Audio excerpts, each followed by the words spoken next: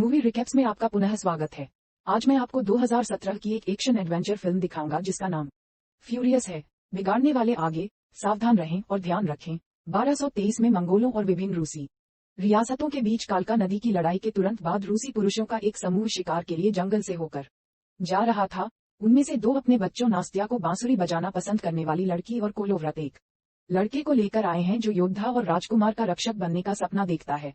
दुर्भाग्य से कमांडर कोस्तोवरोले के नेतृत्व में मंगोलियाई सैनिकों के एक समूह ने अचानक उन पर घात लगाकर हमला कर दिया। अपनी बांसुरी खोने के बाद नास्त्या मदद मांगने के लिए एक घोड़े को शहर ले जाती है, जबकि कोलोव्रत भी लड़ने की कोशिश में वहीं रुक जाता है। सभी रूसी आदमी मारे गए और कोलोव्रत ने खुद का बचाव करने के लिए दो तलवारें पकड़ ली, लेकिन इससे पहले कि वह कुछ कर पाता, कोस्तोवरोले ने बैल को गर्दन पर फेंक दिया और उसे नीचे गिरा दिया। 14 साल बाद एक वयस्क कोलोव्रत बिना किसी स्मृति के बिस्तर से बंधा हुआ उठता है और घबरा जाता है। वृद्ध नास्त्या इस प्रतिक्रिया का आदी हो चुका है और सब कुछ समझाने के लिए उसकी ओर दौड़ता है। मंगोलों ने उसे मरा हुआ समझकर छोड़ दिया था, इसलिए कोलोव्रत जीवित बच गया। अब वह राजकुमार की सुरक्षा में एक फोरमैन है। उसने नास्त्या से शादी की है और उनके दो बच्चे हैं।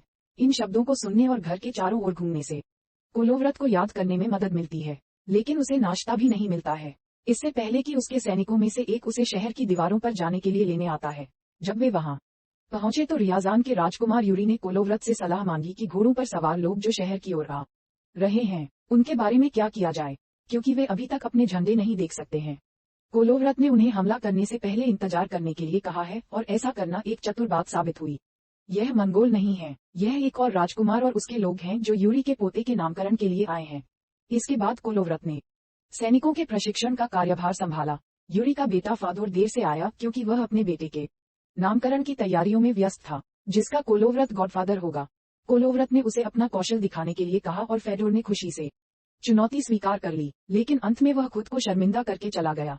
एक बार प्रशिक्षण समाप्त होने के बाद कोलोव्रत अपने परिवार के लिए उपहारों के साथ अपने बच्चों के लिए एक छोटी हेजहोग और अपनी पत्नी के लिए एक नई बांसुरी लेकर घर लौटता है, जिसे उसने खुद बनाया है। नास्त्या को ये बहुत पसंद है और वह इसे सुरक्षित रखने के लिए एक बक्से में रख देती है, लेकिन उस बक्से के अंदर कोलोव्रत को दर्जनों बांसुरियां मिलती हैं, क्योंकि वह हर दिन उसके लिए एक बांसुरी बनाता है और इसके बारे में भूल जाता है। बाद में एक नागरिक द्वारा ये घोषणा करने से कि मंगोल आ रहे हैं, नामकरण समारोह बाधित हो जाता है। हर कोई छिपने के लिए भागता है, लेकिन कोलोव्रत बच्चे के साथ तब तक रहता है जब तक कि पुजारी का आशीर्वाद पूरा नहीं हो जाता। जब यूरी और उसके लोगों ने देखा कि मंगोल बड़ी संख्या में सैनिक लेकर आ रहे हैं तो उन्होंने गेट बंद करने का आदेश दिया, और जब तक वे ये तय नहीं कर लेते कि क्या करना है, किसी को भी जाने नहीं दिया। राजकुमार ने समस्या पर चर्चा करने के लिए एक बैठक आयोजित की। फेडोर का मानना है कि उनके रूसी योद्धा बेहतर हैं, इसलिए वे संख्या में कम होने पर भी मंगोलों को हरा सकते हैं, जबकि अन्य सलाहकार सोचते हैं कि उन्हें श्रद्धांजलि देनी चाहिए। इससे शहर गरीब हो जाएगा, लेकिन कम से कम वे जीवित तो रहेंगे। यूरी ने ये देखने के लिए समय निकालने का फैसला किया कि क्या वे पड़ोसी शहरों से मदद मांग सकते हैं, इसलिए वह चाहता है कि फादोर सबसे अच्छे रक्षकों को ले जाए और मंगोलों के साथ बातचीत करे। इस बीच कोलोव्रत शहर की स्थिति की जांच करने के लिए बैठक को बीच में ही छोड़ देता है, जहां हर कोई घबरा रहा है और आश्रय खोजने के लिए भाग रहा है। उसकी मुलाकात जकार नामक एक दवा विक्रेता से होती है, जो कोलोव्रत से उसे बाहर जाने और औषधि के बदले में देने की प्रार्थना करता है, लेकिन कोलोव्रत उसे याद दिलाता है कि शहर चारों ओर से घिरा हुआ है और भागने का कोई रास्ता नहीं है। बाद में वह घर लौटता है और वहां यूरी को एक आदेश के साथ पाता है। कोलोव्रत को अपने लोगों को इकट्ठा करना होगा और मंगोलों को देखने के लिए फेडोर के साथ जाना होगा। कोलोव्रत को अपनी याददाश्त संबंधी समस्याओं के कारण यह अच्छा विचार नहीं लगता और नास्त्या फूट फूट कर रोने और राजकुमार से पुनर्विचार करने की विनती करने से सहमत है। हालांकि कोलोव्रत वह व्यक्ति है जिस पर यूरी सबसे अधिक भरोसा करता है, इसलिए वह अपना मन नहीं बदलता है। सैनिक जाने के लिए फाटकों के पास इकट्ठा होते हैं। कारकुन भी जा रहा है और चूंकि उन्हें एक अनुवादक की आवश्यकता होगी, कोलोव्रत ने जकार को भी आने के लिए चुना, क्योंकि वह मंगोल भाषा समझता है। अभी भी अपने पति के बारे में चिंतित नास्त्या अपनी नौकरानी लाडा को ले आती है, जिसने सुबह ही कोलोव्रत की मदद करना सीखा है ताकि वह उसके साथ जा सके, जबकि नास्त्या बच्चों के साथ घर पर रहे। एक बार जब उनकी बग्घी में धन दौलत भर जाती है तो समूह उड़ान भरता है और मंगोलियाई शिविर की ओर यात्रा करता है, जहां उन्हें चंगेज खान के पोते उनके नेता बदू खान के 10 लोगों के पास भेजा जाता है। उनके प्रसाद को अच्छी तरह से स्वीकार किया जाता है, इसलिए उन्हें बैठने और कुछ पेय साझा करने के लिए आमंत्रित किया जाता है, और वे मंगोलों से यह पूछने का मौका लेते हैं कि वे क्या चाहते हैं। बदू खान का कहना है कि उन्हें कुछ नहीं चाहिए और रूसी बिन बुलाए आ गए, लेकिन वह उनके लोगों के बारे में उत्सुक हैं, इसलिए वह रियाजान को अपना पहला रूसी शहर बनाएंगे। बदू खान के सामने घुटने टेकने वाले हर आदमी को अच्छी तरह से खाना खिलाया जाएगा। लेकिन फादोर ने जवाब देते हुए कहा कि वह बदू खान को घुटने टेकते हुए देखना चाहता है। इसे अपमान के रूप में लिया जाता है। इसलिए कोलोव्रत, जो बदू के बड़े मानचित्र को घूर रहा था, खड़ा होता है और फेडोर के बचाव में आता है और घोषणा करता है कि उनके शहर को केवल उनके शवों के साथ लिया जाएगा। बदू खान का दावा है कि वह कभी भी किसी के लिए घुटने नहीं टेकेगा, लेकिन वह कोलोव्रत की हिम्मत का सम्मान करता है, इसलिए वह उसे पारगमन पत्र के साथ एक ताबीज देता है। ये पत्र किसी व्यक्ति को बिना हमला किए या परेशान किए दुश्मन के इलाके से गुजरने की अनुमति देता है। तब बदू खान उन्हें अपने पे का आनंद लेते हुए एक छोटा शो देखने के लिए आमंत्रित करता है। ये रूसियों का ध्यान भटकाने की एक चाल है, ताकि मंगोल उन पर घात लगाकर हमला कर सके, लेकिन योजना काम नहीं करती। मेज रूसी दासों द्वारा पकड़ी जा रही है और वे मंगोलों को आते हुए देखते हैं, इसलिए वे समय रहते अपने देशवासियों को चेतावनी देते हैं। सूस और कोलोव्रत में एक लड़ाई में दासों सहित सभी को तंबू से बाहर ले जाया जाता है और वे कुछ घोड़ों को चुराने और जंगल की ओर भागने के लिए सैनिकों के एक समूह के बीच अपना रास्ता बनाते हैं। अफसोस की बात यह है कि फाडोर को एक तीर लग गया, इसलिए उसने अपने दोस्तों के लिए कुछ समय बिताने के लिए वहीं रुकने का फैसला किया और कोस्तवरुल ने उसे मार डाला। बादू खान को नहीं लगता कि उनका पीछा करना उचित है और वह भीड़ को हमले के लिए तैयार होने का आदेश देता है। कुछ घंटों बाद अत्यधिक बर्फीले तूफान के कारण कोलोव्रत के समूह को जंगल पार करने में परेशानी हो रही है। अचानक एक विशाल भालू उनके पास आता है, लेकिन जानवर हमला नहीं करता क्योंकि वह साथी रूसी निष्ठा के नियंत्रण में है। यह आदमी उन्हें एक विशाल गुफा में ले जाता है ताकि वे तूफान खत्म होने तक आराम कर सके, लेकिन कोलोव्रत सोने से इनकार कर देता है और निष्ठा से एक औषधि मांगता है जो उसे अपने जीवन की खातिर जगाए रख सकती है। हालांकि निष्ठा ने ऐसी कोई तैयारी करने से इनकार कर दिया, क्योंकि उनका मानना है कि हर सुबह बिना यादों के जागना एक आशीर्वाद है जो आपको अपना जीवन नए सिरे से शुरू करने देता है। कोलोव्रत आग के सामने जागते रहने की पूरी कोशिश करता है और उसे एहसास होता है कि उसे अभी भी वह नक्शा याद है जो उसने तंबू में देखा था, इसलिए वह भूलने से पहले उसे लिख लेता है। एक बार जब मौसम शांत हो जाता है तो समूह निष्ठा को उसकी गुफा में छोड़कर चला जाता है। हालांकि जब तक वे रियाजान लौटे तब तक बहुत देर हो चुकी थी। मंगोल पहले ही शहर को नष्ट कर चुके थे। अधिकांश इमारतें गुलेल की चपेट में आ गई हैं। मुख्य घंटी अपनी रस्सी से गिर गई है। यूरी को तीरंदाजों ने मार डाला था। फेटोर की पत्नी ने पकड़े जाने से पहले बच्चे के साथ कूदने का फैसला किया था और नस्तासिया बच्चों के साथ घर में तब तक रुकी रही जब तक कि वह आग से ढह नहीं गई।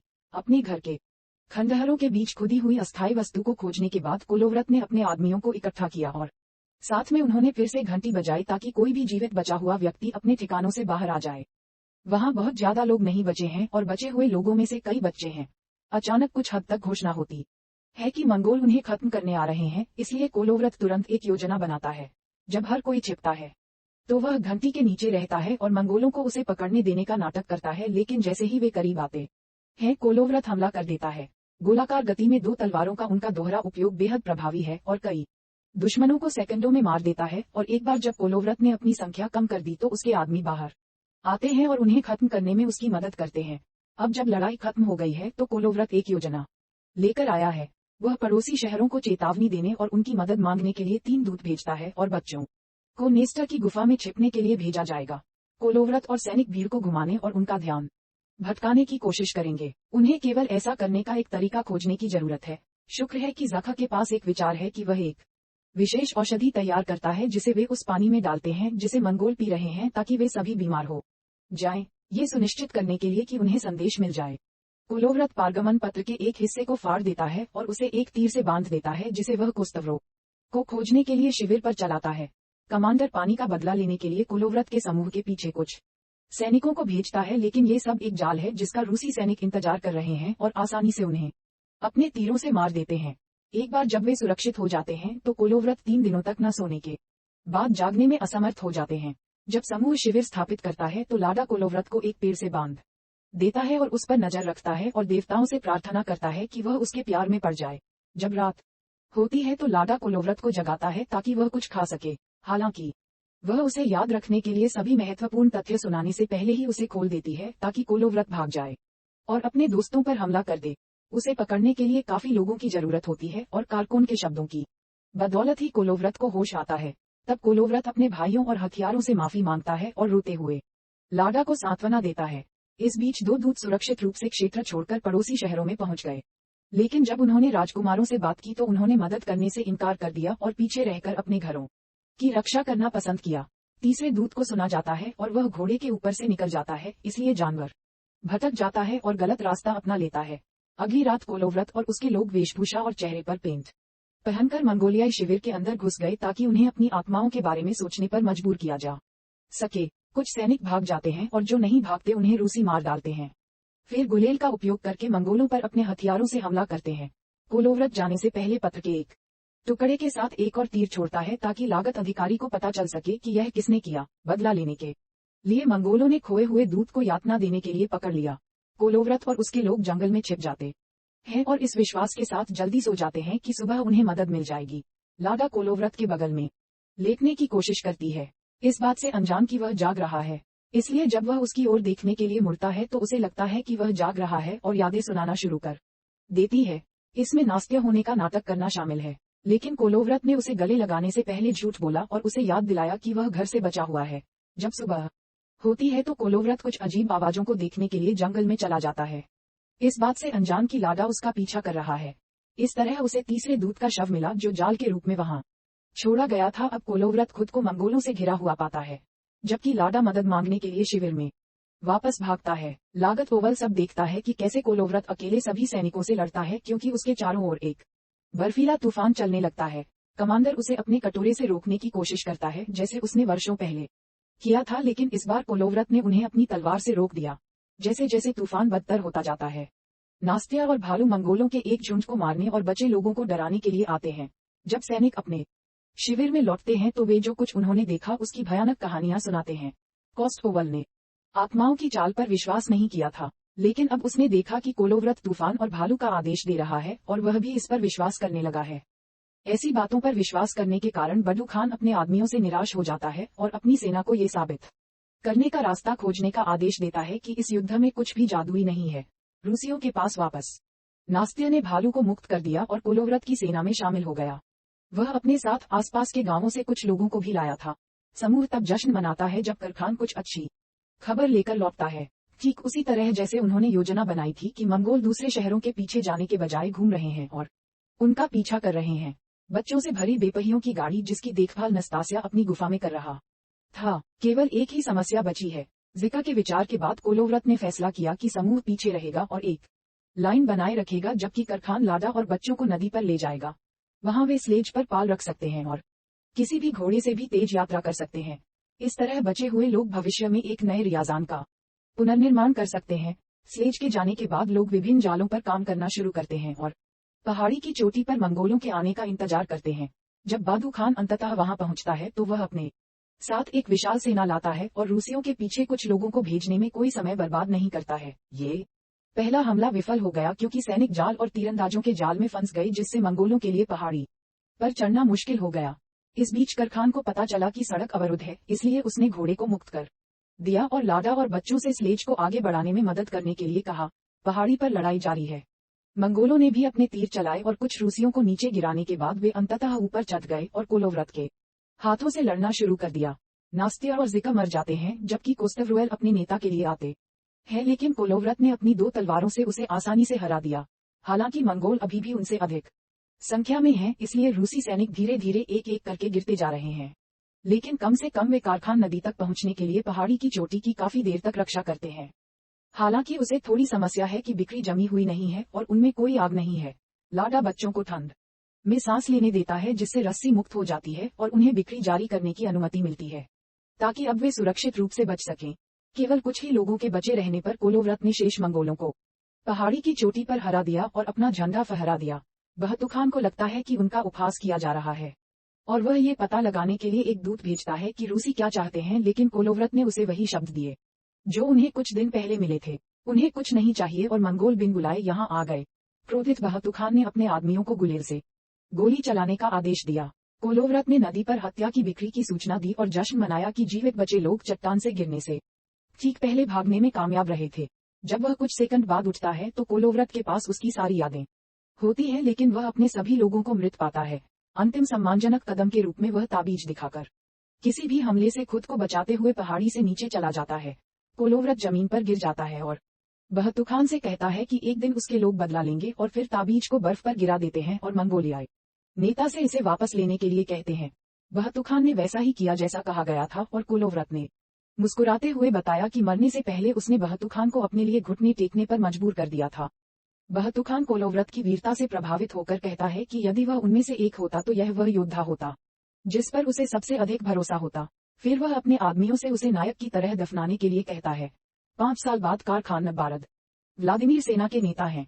वह अपने आदमियों को कोलोव्रत के बलिदान और महान लड़ाई की याद दिलाकर उन्हें प्रेरित करता है और फिर उन्हें बर्फ पर लड़ाई के रूप में जाना जाता है। सदस्यता लेना और सूचनाएं चालू करना सुनिश्चित करें ताकि आप इस तरह के और वीडियो देख सकें। देखने के लिए धन्यवाद। पूर्ण विराम।